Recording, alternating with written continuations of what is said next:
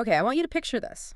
The last time you walked into a store to buy supplements, Hey. you're standing in that aisle, you know the one, and you're just surrounded. Floor-to-ceiling shelves. Hundreds of bottles, maybe thousands. Exactly. You've got your vitamin C, your fish oil, ashwagandha, and they're all basically promising the same thing. But you, almost without thinking, you reach out and you grab one.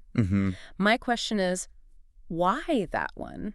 Well, if you ask most people, they'll give you a really logical sounding answer. Oh, for sure. They'll say, oh, I checked the dosage, or I like the price, or maybe I recognize the brand. Yeah. We like to think we're being very rational. Right. We think we're being so smart about it. But let's be honest for a second.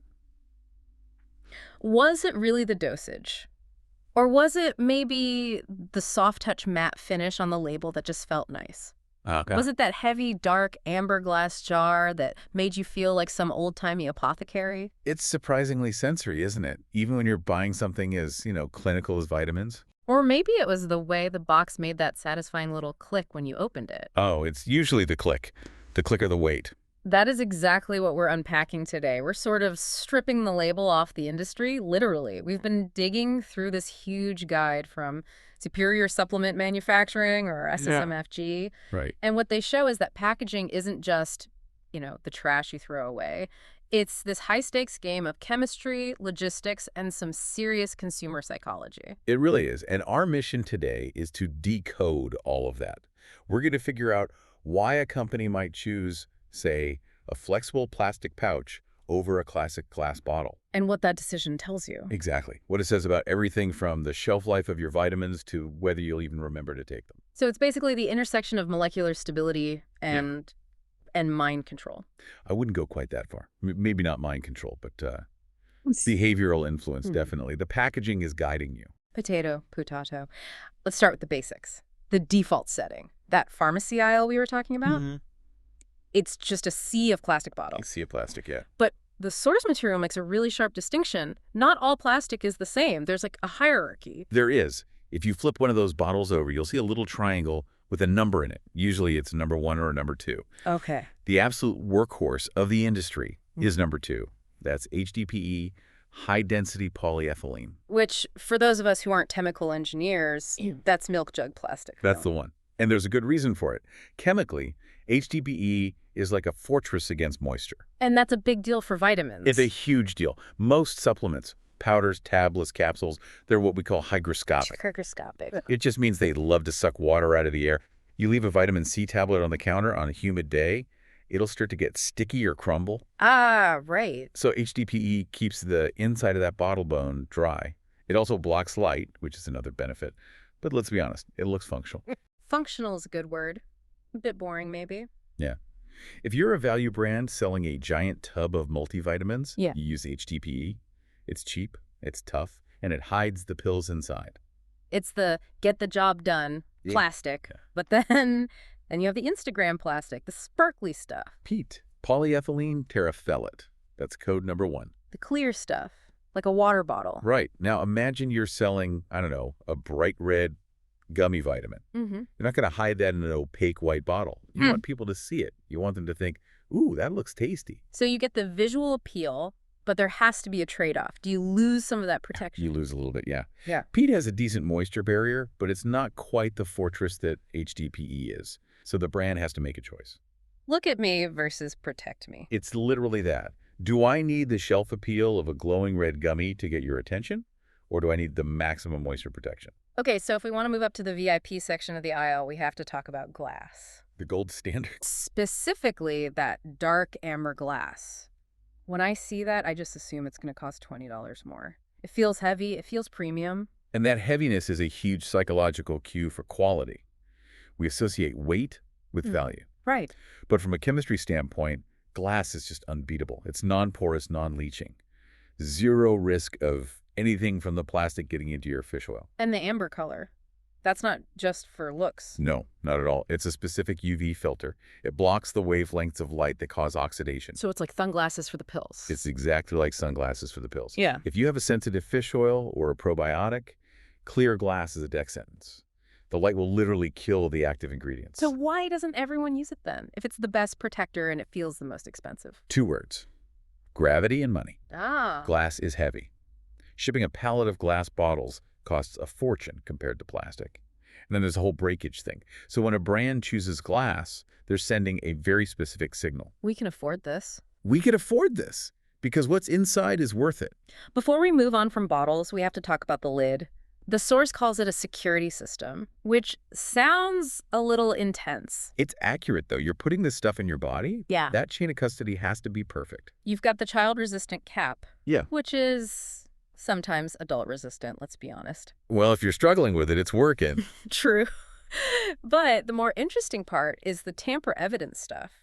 That foil seal you have to peel off. The induction seal. It's not just glued on. It's bonded to the rim with an electromagnetic field. Wow. And then you have the shrink band on the outside. These aren't just annoyances, they're trust signals. I mean, think about it. If you bought a bottle and that foil seal was gone... I wouldn't touch it. I'd take it right back, and I'd probably never buy that brand again. Exactly. The package has to prove to you that nobody has touched it since it left the factory. Okay, so that's the rigid world. Bottles and jars. But the aisle is getting squishier. We're seeing this huge shift to what the guide calls flexibles. We are. We're moving from the container era to the film era. The stand-up pouch is the poster child for this whole movement. These are the bags that stand up on their own. They look very modern, but why the big shift? It's the Amazon effect, really. Think about shipping. A round bottle in a square box creates a ton of empty space, what we call dead air. Right. A pouch ships flat to the manufacturer, saving space. Yeah.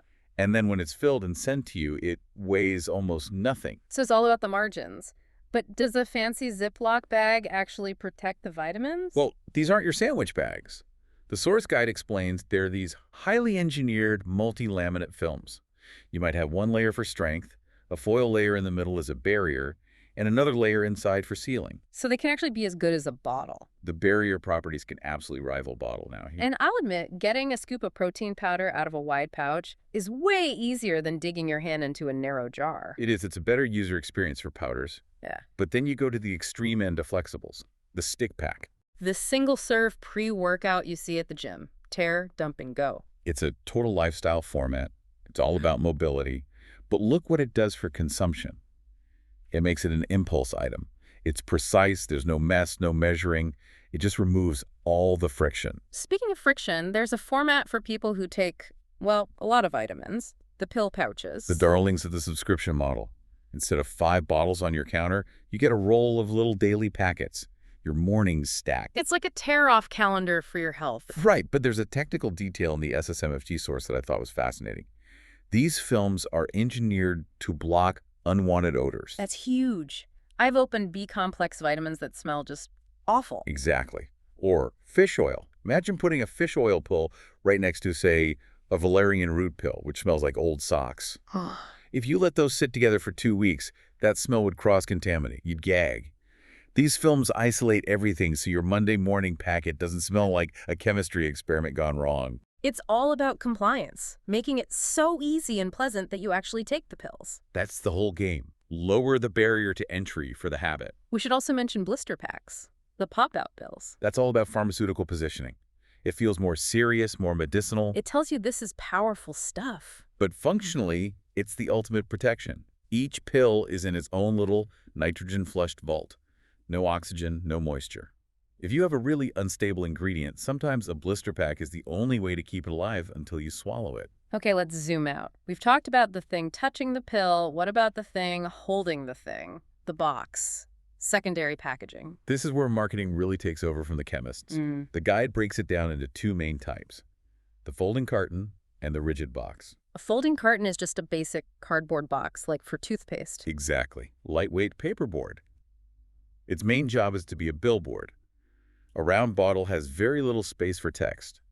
A square box gives you 4 big flat panels to tell your story, list your benefits, sell your science. But the rigid box, that's a whole different level. That's the luxury tier. Think about the box a new iPhone comes in, that dense, heavy chipboard.